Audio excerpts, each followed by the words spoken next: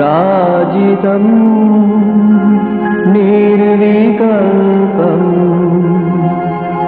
सदसदखिलभेदातीतमेकस्वरूपम् प्रकृतिविकृतिशून्यम् नित्यमानन्दमूर्तिम् विमलपरमहंसम् रामकृष्णम् भजामः विमलपरमहंसम् रामकृष्णम्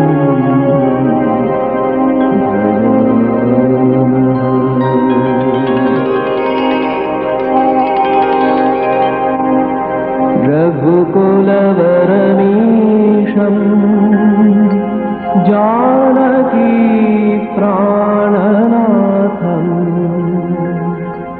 समरकुशलवीरम्.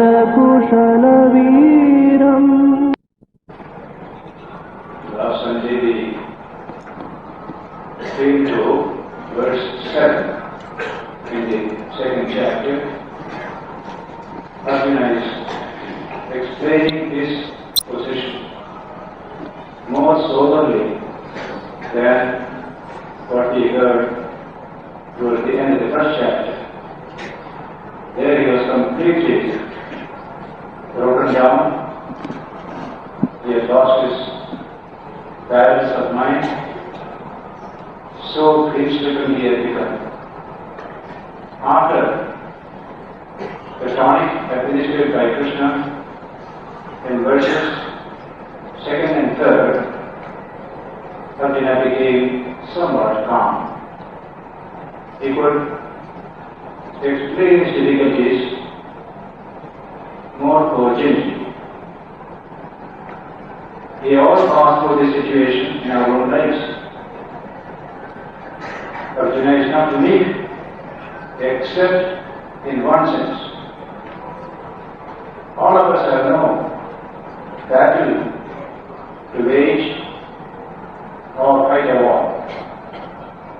Arjuna had to fight a war. But all of us have the battle of life, facing problems, overcoming them, trying to achieve life fulfillment. That challenge is for all of us. So that we are not going to become Arjunas, going to fight with everybody. That is not the meaning of the Gita. One particular situation, something in it which has a universal value. Take out that universal element from that situation. That is why after the first half of the second chapter, you don't hear of war at all thereafter. It is all about character, purity, love, compassion. The whole teaching. When you come to the 12th chapter, who is my true devotee?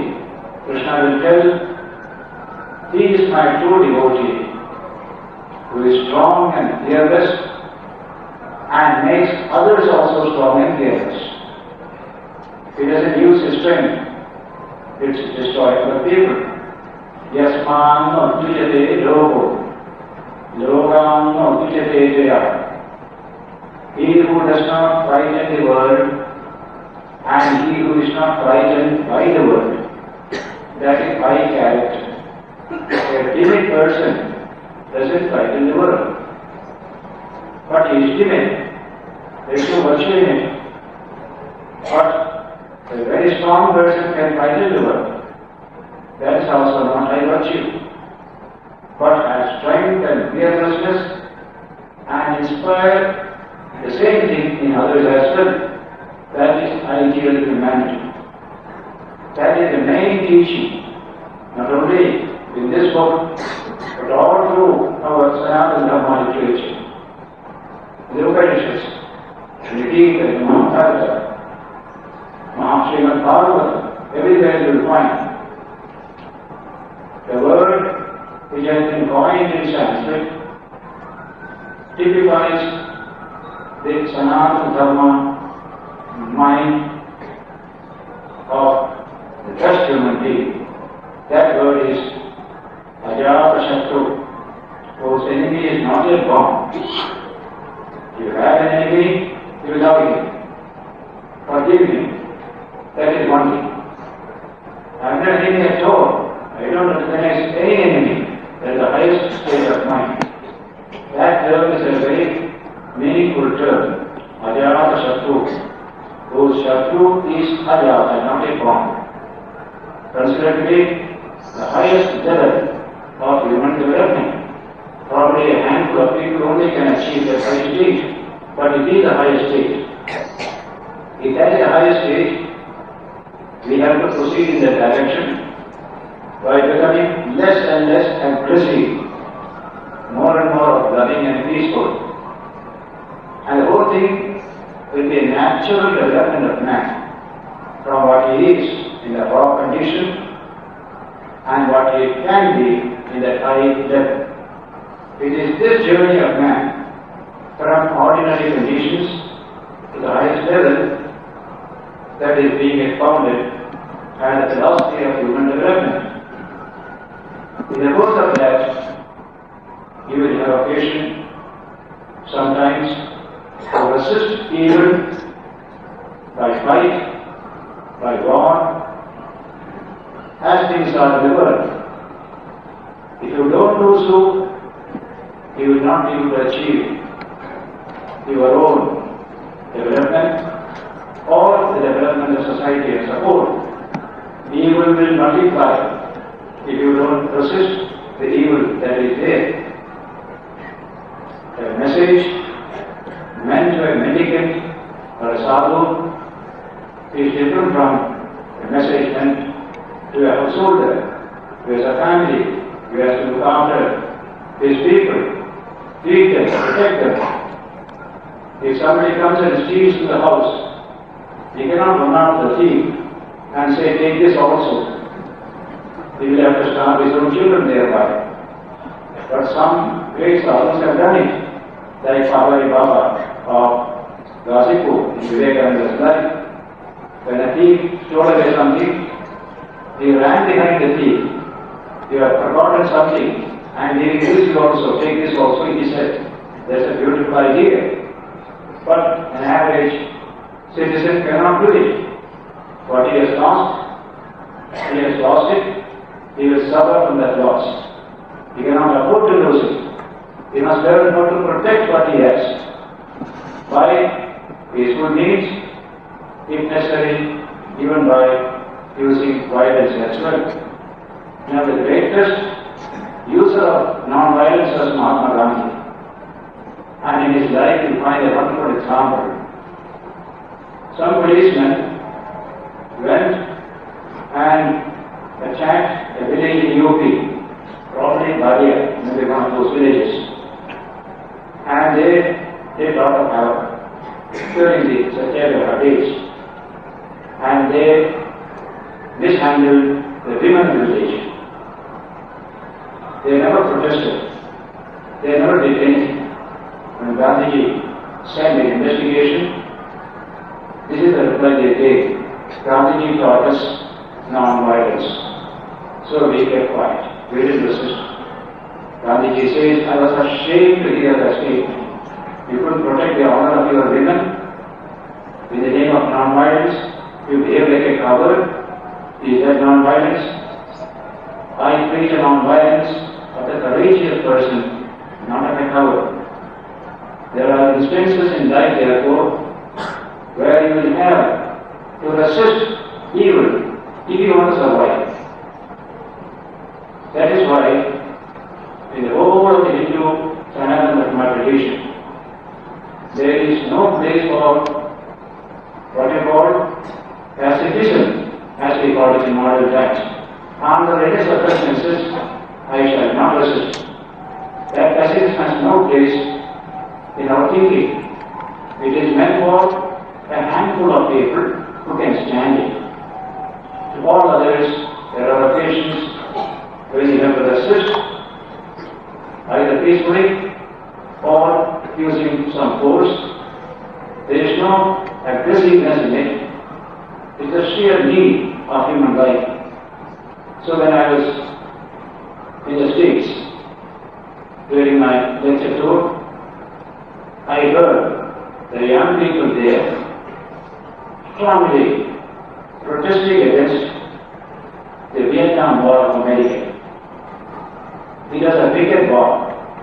America had no business with it. So they protested and they made America withdraw from Vietnam. That's wonderful. Beautiful idea it was. But not a single idea protested when America joined the war against Hitler and that Nazi ideology. That is a dangerous ideology which will destroy the human spirit. If it had succeeded in the last war, humanity would have been dropped into deep.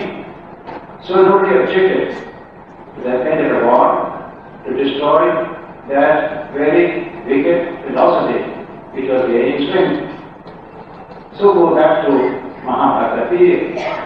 How many evil deeds were done by the Kauravas, including insulting in public Draupadi by taking away her clothes. Many such insults these people suffer due to constraints of the moral values they had upheld until they could not suffer anymore. Again you will find Mahabharata speaking, peace is the greatest objective. Every state must choose peace and not war. Unless you are driven to it, avoid war by every means. There is a teaching throughout the Mahabharata as well as the Gita. So when that political situation came, when the Pandavas claimed their right after returning from exile in the forest, he was of the kingdom, that was arrangement originally. When they were refused this, then the only course is you must take what is due to you. You have to oppose to war. Even then, Krishna said, wait, let me try once again. I will go as an ambassador on your behalf to the court of the Kauravas and plead for peaceful settlement. And everybody agreed, and the speech he delivered in the Kaurava court is masterly. Some of these speeches in the Mahabharata you can hear today in the United Nations. Almost verbatim ideas you will find here. Human values, the greatness of peace and harmony, peaceful settlement of disputes, all these things you will find it. And so, what did Krishna do there? He said, these Pandavas, to whom the country belongs, you have usurped by tricky means, doesn't matter. Give them half the kingdom. The other half you keep. They will build a new capital. They said no. Then Krishna argues, coming down and down. Give them 5 villages. So no. 1 village so that they can have their own place to live and be happy there. Nothing to it. Not one, what you call Suchi Mukha, pinpoint of land we shall give the Pandavas. Because at that stage, the thing gone beyond the control of man. If you allow evil to continue, it will be dangerous, as in the case of the Baptist Hitler's war. So there was need to resist that evil, and it became very serious. So much destruction took place. Even in our history, Mahabharata war. Things were not the same after that, but it was beyond control. Just like Krishna's own people killing each other in a drunken state in Dwaraka. Humanity has this weakness. Sometimes it can be excellent people, very peaceful, very fine. Sometimes they become aggressive, wicked, violent. That is humanity. The teaching in the Gita is not to make man aggressive, but to curb that aggression, to make people more peaceful, to live at peace with each other. That's why throughout the book, You hear Krishna expounding a philosophy of life out of a one particular situation centered in Arjuna. It is a war situation. When you take a particular event and universalize it, you get philosophy. A particular event is not philosophy. From that particular, you develop a universal concept. That's called philosophy of life. So Krishna will tell everyone, Arjuna had an actual battle to wage. You have no such battle to wage, but you have the battle of your own life to wage. So when difficulties come, challenges come, will you run away like Arjuna? Face them. Face them. That's the message he conveys to all humanity in India as well as abroad. While doing so, don't increase the evil that is already there. Do it in such a way that you will make the world a little better. Sri Ramakrishna, in one of his beautiful parables, refers to this particular subject. A poisonous snake lived in a forest. Children used to play nearby, but terribly afraid of the snake. One day a holy man came by that way. He was going towards the place where the snake is. And the boy told him, "Sir, don't go that way. There is a poisonous snake." He said, "I am not afraid of snakes." He went straight. So the snake came towards him in an aggressive manner. But he uttered some mantra, and the snake became very quiet in front of him. Then a conversation between the sage and the snake. Why do you harm people? It's not proper to harm people. Live a non-violent life. Live for yourself, and help others also to live for themselves. Thereafter, don't do any harm to anybody. I give you a mantra, you keep it in mind, you will achieve something great in this very life. I will come back again, saying this in a journey. From that day, the snake changed his ways. He became quiet, peaceful, non-aggressive, and the children was watching from the distance. And they found this snake has become less aggressive. They went closer and closer. Snake was not reacting. They didn't know all the changes that had taken place, but at least they could see the snake is not dangerous. They can play with it.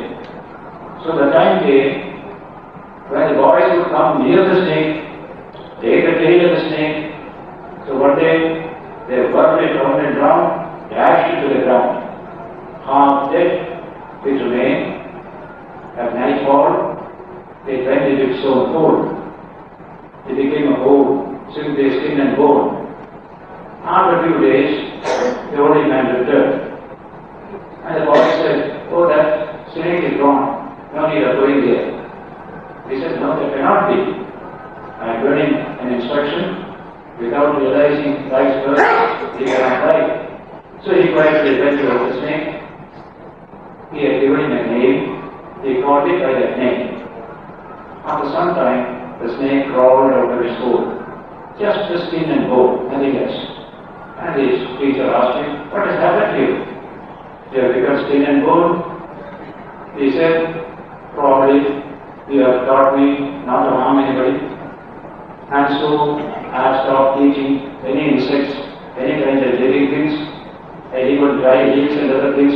Maybe that because of this sattvic mind, he had forgotten that the boys had done harshly with him.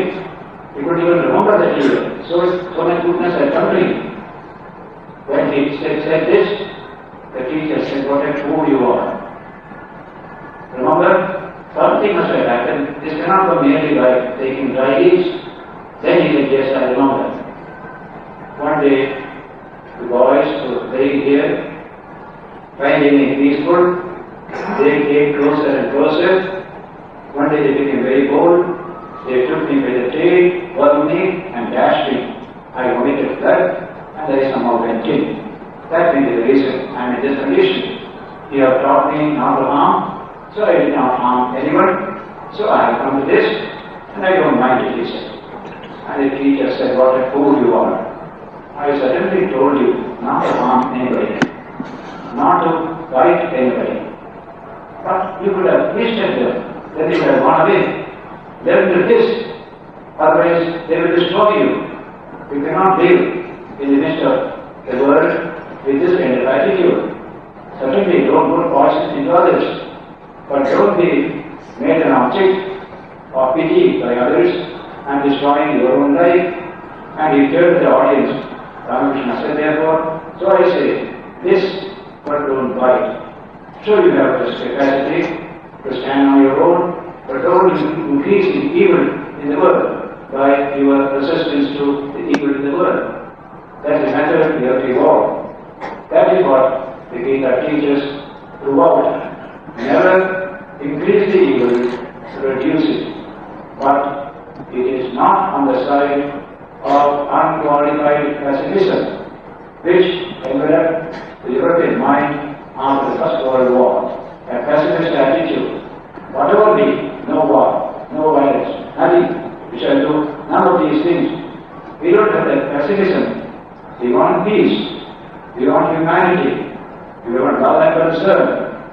But so long as you are living in this imperfect world, you must learn how to protect your interests. Or are not going to become enemies. Protect your own interest. If somebody comes and snatches away your daughter, you are not going to keep quiet. Or hand away the second daughter also to the person who has snatched the first daughter. You won't do that. Then if you do so, you won't be a man at all. Something is wrong with you. That's how the Gita is going to tell every one of us.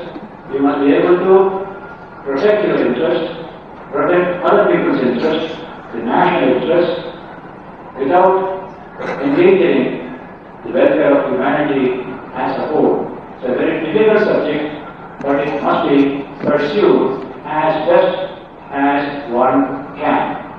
Krishna always will say, this is a high ideal, but do as much as you can.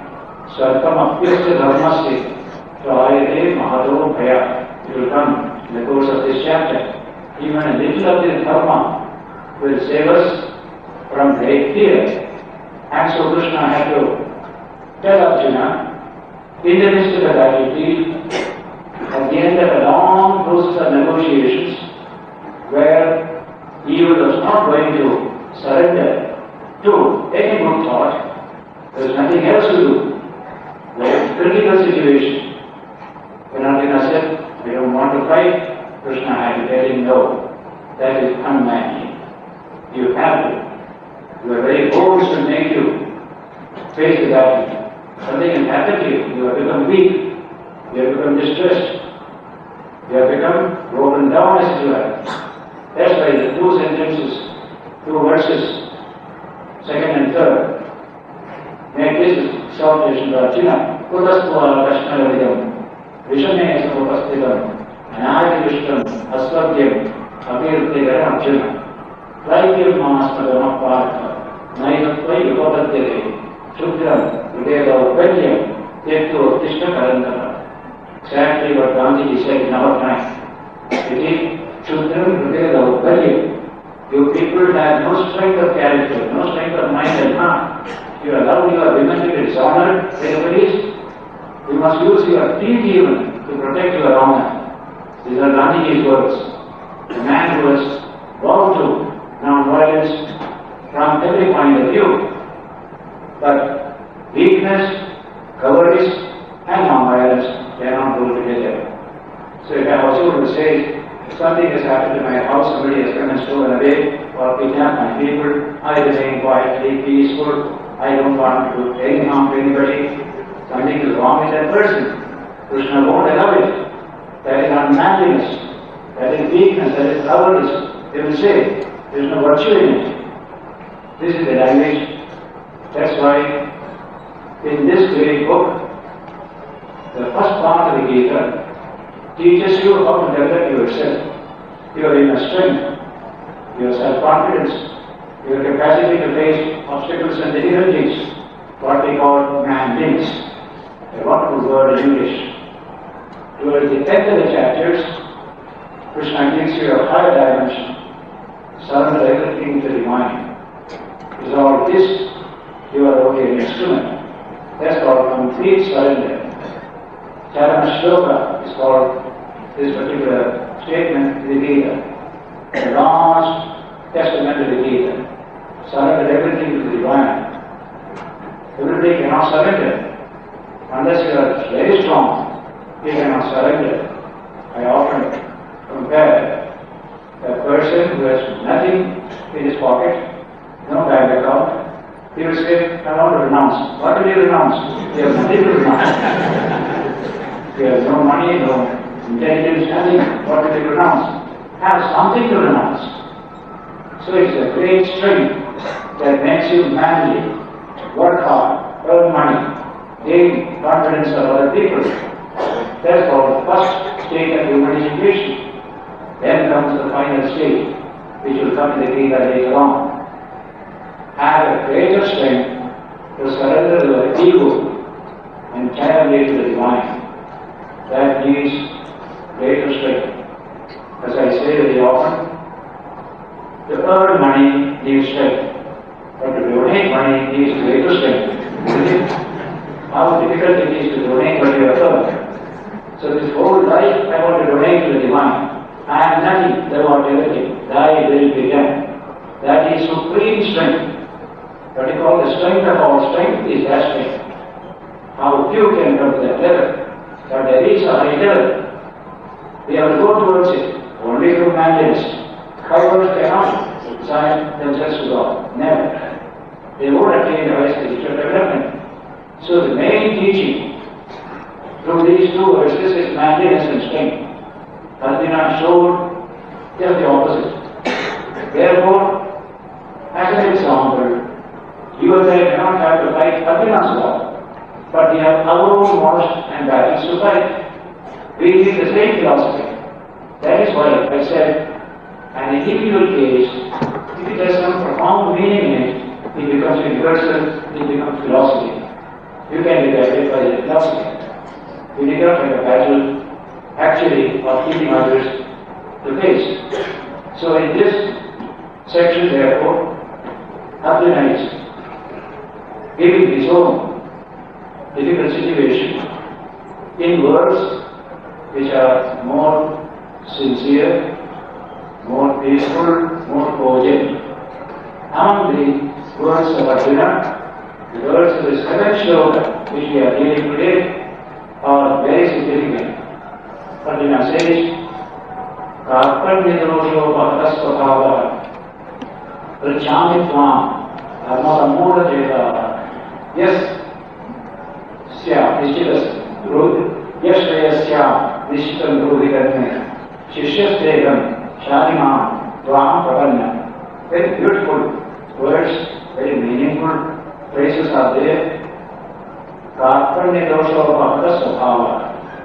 My nature just now is completely stricken by karpanya dosha, the evil of what you call narrow-mindedness.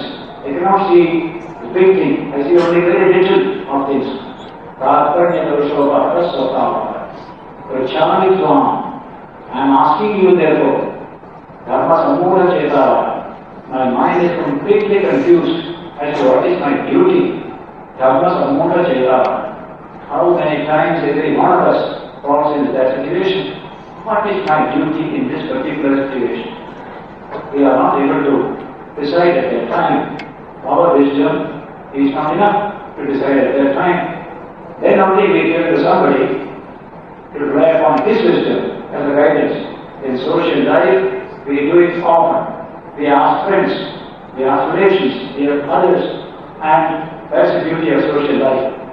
Healthy social life will help each other, each one helping the other in difficult situations. My wisdom saves me.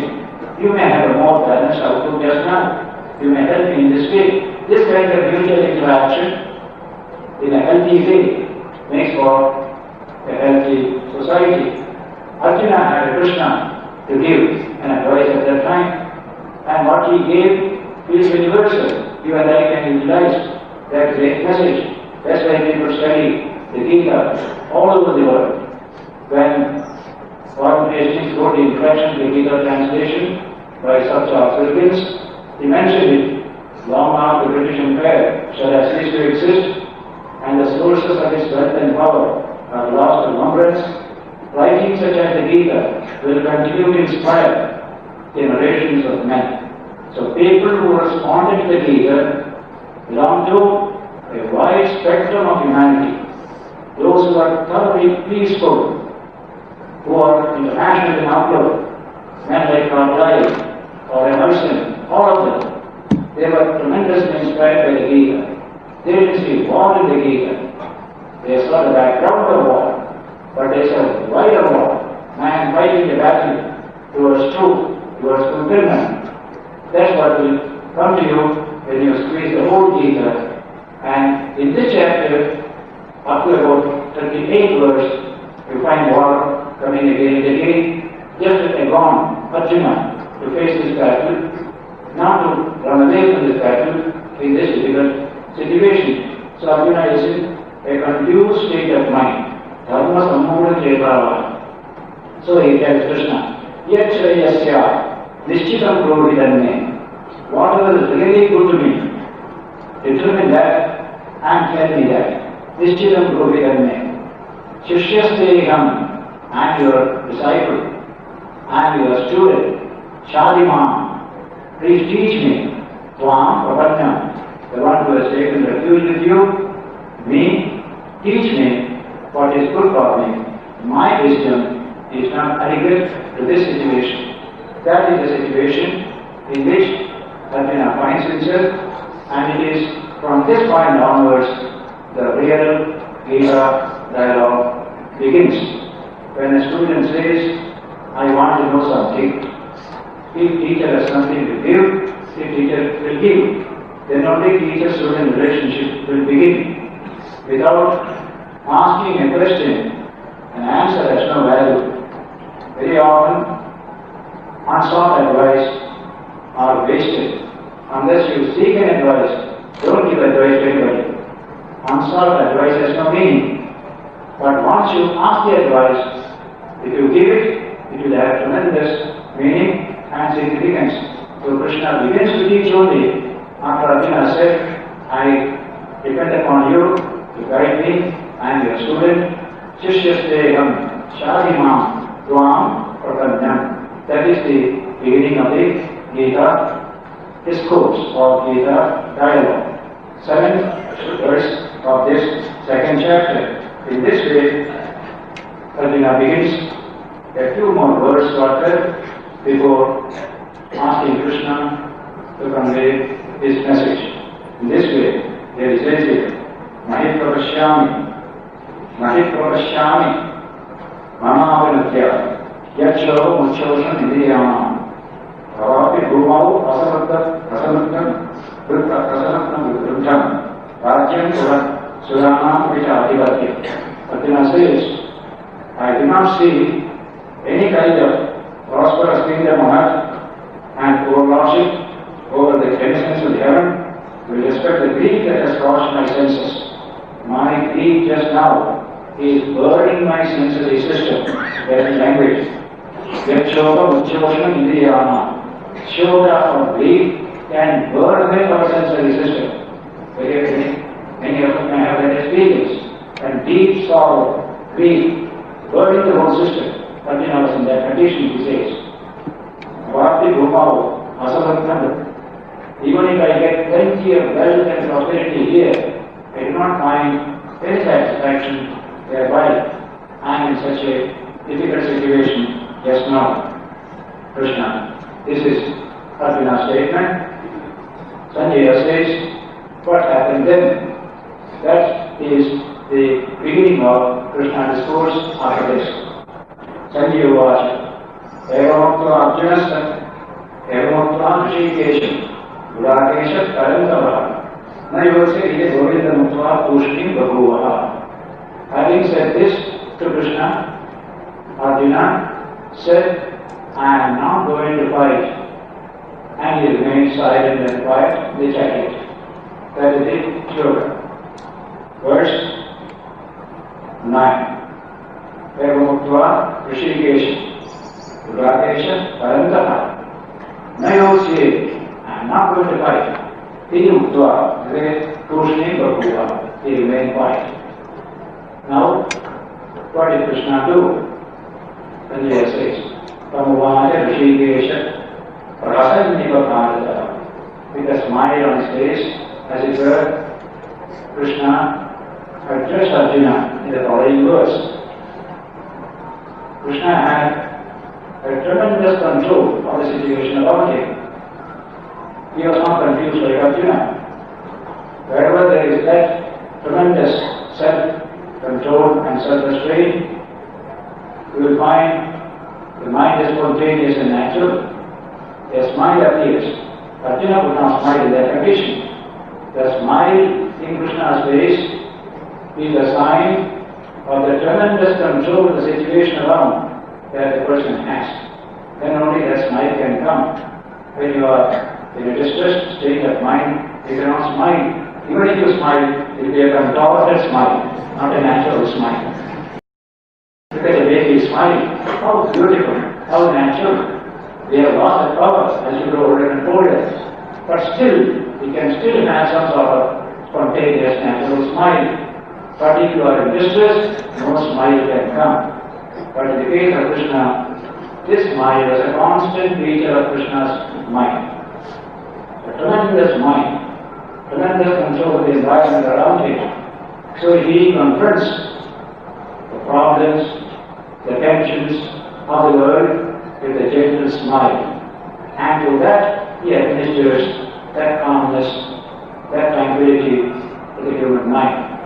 In the Mahabharata, you find many instances how Krishna faces very difficult situations and brings about calmness around him, calmness within, is projected as calmness without pulse. So the word for Hassan never as if with a smile, a gentle smile.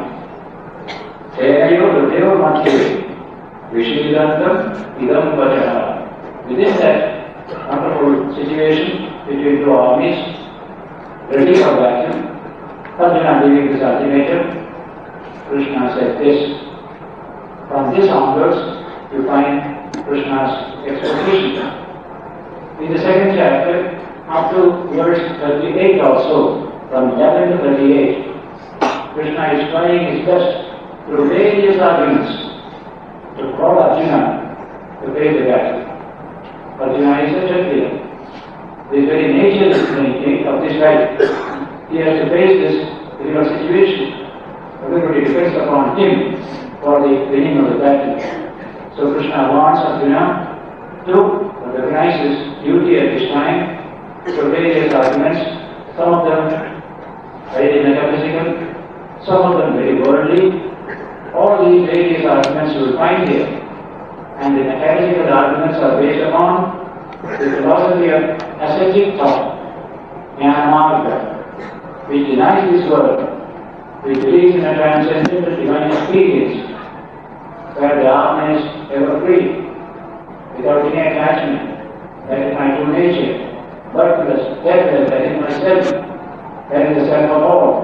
Based on that metaphysics and vision, Krishna is inducing Arjuna to face up to this battle. But those arguments do not convince Arjuna. Krishna has to give his own philosophy thereafter, under which we can fight the battle of life, face up the challenges. All this are possible under that second philosophy which Krishna is going to expound from 38 verse onwards. That is Krishna's original contribution to philosophy of human life and development. The first one is not allowing you to work, face up the problems, etc. The first one will encourage Arjuna in his own way. This is troublesome, let me run away, let me become a mendicant. That will be the conclusion based upon that philosophy called, because of Samkhya here. Samkhya is not a metaphysical school of Samkhya, Prajnana Marga, path of Neti, not this world is unreal. The Atman is supreme, deathless, that is our true nature. Realize that, why get into all this mess here? That is philosophy. Under the basis of that philosophy, you can't work, you can't face up to problem, you can't fight a war. So that doesn't click with Arjuna. Therefore, Krishna finds a new philosophy needed, which he develops himself. That is the basis of a life of action, a life of endeavor, a positive attitude to life. All that will come from verse 38 onwards. So, in the beginning, Sanjaya now says, Bhagavan Vacha. Sri Krishna said, after all these discussions with Arjuna, when he said, I am not going to fight, he sat in the chariot. Krishna has to say something by which this young man will face up to the problems that are there. Very critical situation. Vishamini Saupasthidam. Very difficult situation. That is the situation which Krishna is facing now with respect to his own friend and disciple Arjuna. So the text begins to say, Krishna, the Bhagavan Vacha. Ashochyama Nandashojastvam Pratnyavadamsya Kashase Pratasun Adavasunshya Nanashojanti Pandita. The first verse says, based upon the philosophy which Arjuna had invoked in his mind, that Bhishma, Drona, who are they? They are not to be mourned for. They are great people. But this is a showing pity towards them. Ashochyam. They are not meant to be grieved over because Ashochyam. They are great people themselves. Ashochyam and Ashochyam. You are feeling so much of grief over people for whom there is no need for any grief or compassion from you. Ashochyam and Ashochyam. Pratnyavadamsya Bhashase. And you are speaking wise words. Your content is not wise, your words are very wise. Pratnyavadamsya Bhashase. Then he says, Radasun Adavasunshya Nanashojanti Pandita. Under that philosophy, a Pandita means a wise person will not grieve for the dead or the living. Grief is not part of his life. You are doing that exactly here. So Pandita is a great word in Sanskrit. So today it means very ordinary. In North India, Sanskrit Pandita means Panda. It comes from the word Panda. What is Panda? Atma Vishaya Buddhi is called Panda. The Buddhi that is turned towards the Atman, infinite, divine within, that is called Panda. He who has this Panda is called a Pandita, whose Buddhi is turned towards the Atman. That's the original meaning. Today it means the cook in your house also is a Pandita. In Delhi there is a Pandit, the cook is a Pandit, anybody is a Pandit there. But here, Panditas, Samadarshina, another definition will come. Those who have an even-minded attitude towards things, they are called Panditas. Okay?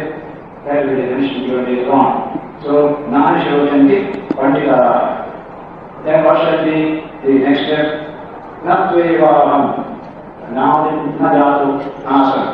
Napam Neme Yanadivara. Nasayavana Bhavishyama. Sarve Vayamata. So that a man is concerned, there is an eternal element in every one of us. Our philosophy tells, bodies come and go, the soul remains. That's why they say at death, we threw the body away. Sharir Chodhiya. I am the Atman, I am a soul, I have a body, I threw it away. That's our normal understanding. So, these people who are here, yourself, myself, we are always there. There is no time when we were not. There is no time we shall not be. We are always there. That's the truth about man. That is the teaching of the Sanatana Dharma. Man is essentially eternal. He has a body, subject to change, subject to death. But he himself is essentially immortal and deathless. They are all Amritasya Putra, as the Upanishads would say. So, Natdeva, Naya, Nasam, Natva, Neme, Yanadika. These things who are here, yourself, myself, all of us, Nachivana Bhavishyama. They are not going to cease to be and then again come back. They are always there. Sarvemanam Vayam Anatparam. They are always there. There is no time when they were not. We shall not be because we are immortal in our true nature. This subject comes through several verses in this section. An example is given. This is a famous verse in the Gita. Dehinosmin Sharire Jakadehe Kaumaram Yavaram Yavanam Yava Tata Dehangara Prapti Dhirasatama Mukhyati. Every embodied human being passes through different stages. Kaumaram, you are a Kumara. A child below 12 years is called a Kumara or a girl Kumari. That is before maturity, that's called Kumara. Then Yavana, youthfulness. Young people will become. Then old age comes, Jara. We pass through all these stages. Everybody has to pass through all these stages, and finally, when the body falls away, take another body. Once again, we start this evolution through new bodies, believing in the idea of rebirth, a very essential teaching in Sanatana Dharma. This birth is one birth, then we get another birth, until we realize the truth. This goes on. This understanding of one's own true nature, until you burn away all your karmas in the fire of spiritual knowledge, these seeds will grow and multiply and go on forever. So, we are asked to accelerate our spiritual development with the help of this body.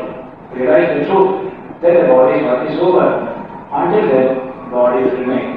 Our human body is not meant only for pleasure and comfort. Where animal bodies are there, this is meant for knowledge, both secular and spiritual.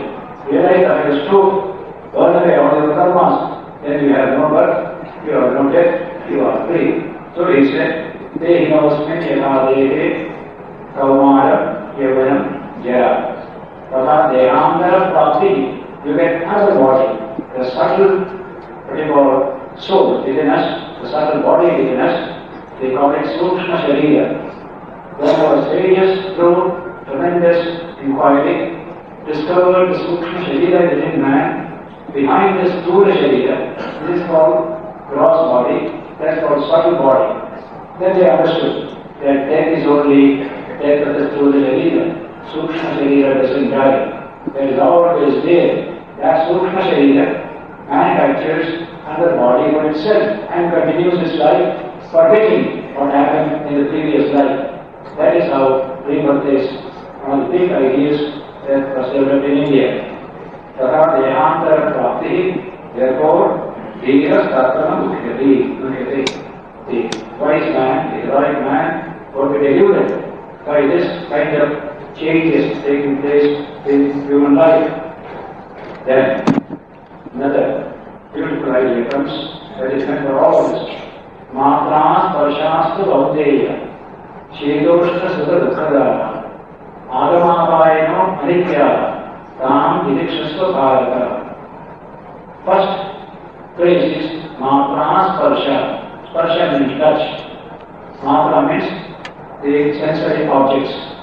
When we touch the sensory object, when our sensory system comes in touch with the sensory object, the word matra is coming to the word measure, means to measure. It's a wonderful word. That day our Raja Ramana spoke on the subject of mind and the magic. On that subject he spoke here. Nature and mind. There he used the word merge, to measure. And physical science is the science of measurement. Mathematics comes in. All material physical sciences are subject to measurement. But when you go beyond physical level, there is no measurement possible. Up to the sensory level, you can have measurement. And so, the word matra comes from that idea of measurement. This sensory system measures that particular object that is there. That's how they come in touch the word. Matras Parshasta Bhauteya. If you touch the external objects, what happens to you? Sometimes it will give you cold, sometimes heat, sometimes pleasure, sometimes pain. That's the nature of such contact. Shita, Krishna, Sukha, Dukkada. But Adama, Avayano, they come and they go. They don't persist. Happiness doesn't persist. Pleasure doesn't persist. Pain doesn't persist. Cold doesn't persist. So also heat. They come and they go. If that is so, how shall they react to them properly? Tam idikshasya parata. If you cannot do away with them, bear with them, bear with them. That's a wonderful statement. Idikshasya, tam idikshasya. What cannot be cured must be endured. We say in English, the same language here. Because you are falling, you go to the doctor will treat you, there is science for it, do all that. But so far as you are concerned, cooperate with the doctor by the tremendous determination to bear with it, so long as it is there. So Tam Idikshasya Bharata, bear with it. With a very strong mind that can bear with all this, develop that strength of mind. Because that's the nature of all sensory contacts. Senses coming in touch sensory objects will react either as pain or as pleasure, cold, heat, etc. That's the nature. So, try to remove them as far as you can. But you cannot bear with them. Bear with them. The capacity to bear these things is a tremendous capacity. You can see the capacity to bear pain and other things is very relative in human beings. Somebody has more of it, somebody has less of it. The threshold of pain, as we call it in our language, threshold of pain is different in different people. Some people can stand a good deal of it. Some people cannot stand even a little bit of it. When I was in charge at a hostel of students in Mysore, we had to give what you call the malaria injection to our students, young boys, 10, 11, 12, that age. So some of them will come, they stand, take the injection, go away. One of the students, as soon as they saw the needle, became unconscious. Very hard. The threshold of pain is ridiculous. From standing, that's all. So, we come to develop that strength. I can stand it. I can stand it. The capacity to stand the nonsense of life as an important capacity. Therefore, Krishna said, Tam Tidikshasya Bharata. Bear. If you don't bear, you fall down, you get destroyed. What one is there, then you get destroyed. Very little more strength developed in you, you could have stood well. So don't be so weak. Don't be like a Rhinosa Puria. You just look at it, it goes on like this. So weak, don't be. Little strength of mind must be there to withstand the changes and chances of life. Life is not all fun, it's not all pleasure. Often difficulties come. So this kind of strengthening of the human organism against the environment is very important for human life. If your body is strong, no disease germs can enter into it and multiply it. If it is weak, any number of germs can enter and create trouble. So keep the organism strong. Your mind must be strong. In fact, Krishna will repeat this idea throughout this book. Strength of mind, control of the sensory system is very important for any decent human being. Virtue and morality cannot thrive without this kind of self-discipline. It's very important there. So, Adama, Anitya, they are not eternal. They come and they go. Just like in a tree, you just dreamt somebody is threatening you. You become terribly frightened. And when you wake up, after a few minutes, everything is gone. Only you couldn't stand it at that time. So even in our life, difficulties come. If you could bear a little, probably things would have been better. Little later. So there is always a possibility. Sometimes people come to me, my promotion has been withheld. I said, wait for a year, who knows it can come. And the year it came, next year it came. Very good. Suppose you had given up the beginning itself. Despair. You will be your own enemy. Have a little patience. Who knows? Your thing will come to you. Though there is injustice around it, there is no doubt, but there is also possibility it may come to you. When you swim in the ocean, you must learn how to swim. Constantly the waves are coming and buffeting in your face against you. What do? When the wave comes, duck underneath. And it goes, come up again. There is a way to deal with the waves. They come and they go. They are not always there. So you can always have the capacity developed to swim against the waves by this method. So this concept, calm, idikshasya bharata, because anitya, they are not always there. A little patience can bring about great changes. When they are weak-minded, their first onslaught of an unhappy situation makes us broken down. The very first onslaught, that shows weakness. When it is strength is there, I can stand. I can stand. You can stand this nonsense. I should overcome it. That's called tremendous faith. Atma-shraddha. Atma-shraddha. Krishna wants all of us to develop that Atma-shraddha. I shall overcome. One of the songs that the American people is, we shall overcome. We shall overcome. That spirit must be there in all people. So he said, Tam idikshasya bharata. Idiksha is a great word in Sanskrit. It is defined by Shankaracharya in the debate to Brahmani in a whole verse. One of the virtues to be developed by a student of Vedanta is didiksha. And what is didiksha? He says, whatever difficulties come to you, you bear with them without feeling sadness and grief on that occasion. That strength is called didiksha. Pranam didiksha nidatyate is of the shloka. Ends there.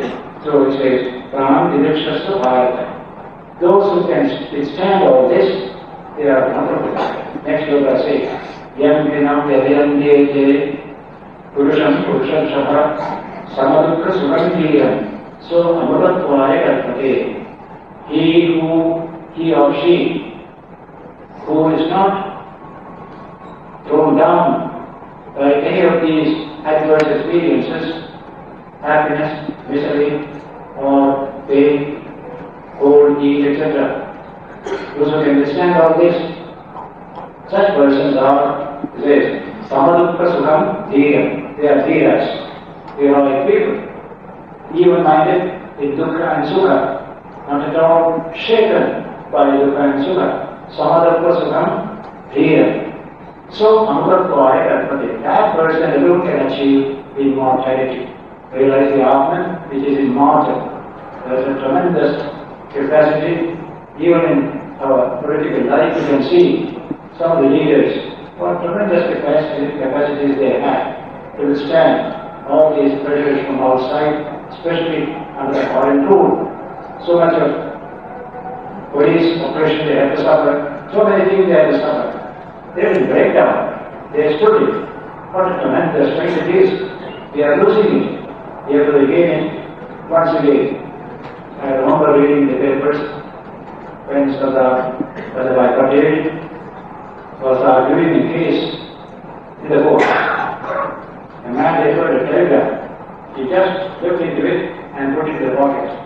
Continued his argument and went home to see why he is dead. That is the telegram. He just continued and then nothing has happened.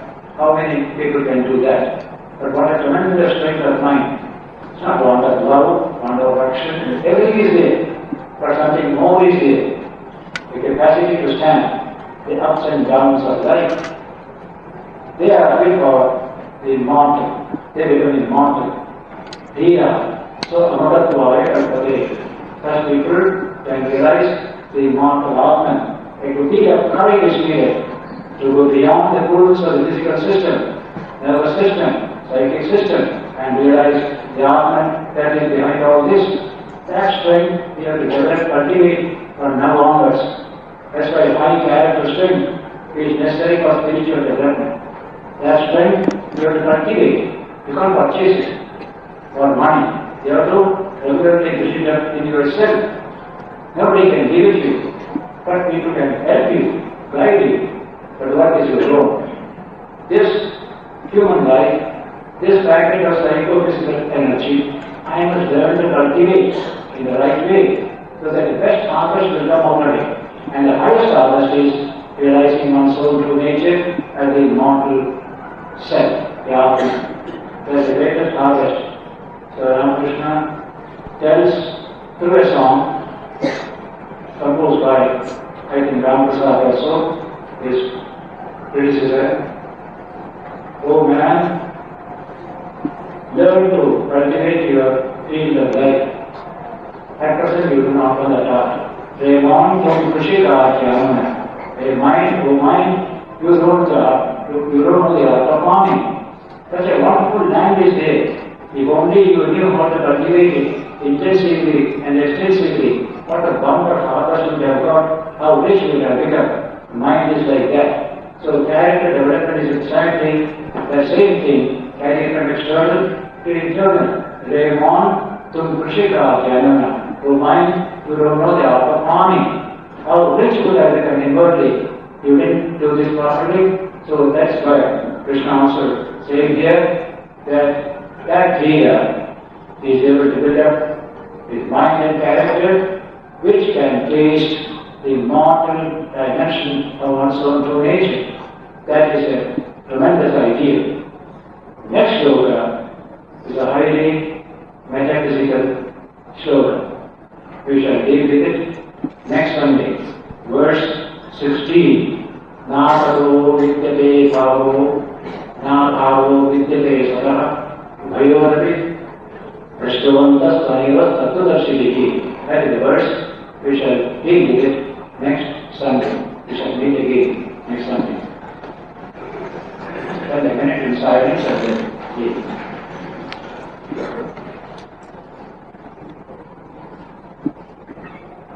Om Sthavakaya Dharmasya Sarvakarmasya Rupine Ramakrishna Ramakrishna Namaha. Salutations to thee, Sri Ramakrishna, who came to establish Dharma in this world, but with the embodiment of all Dharmas.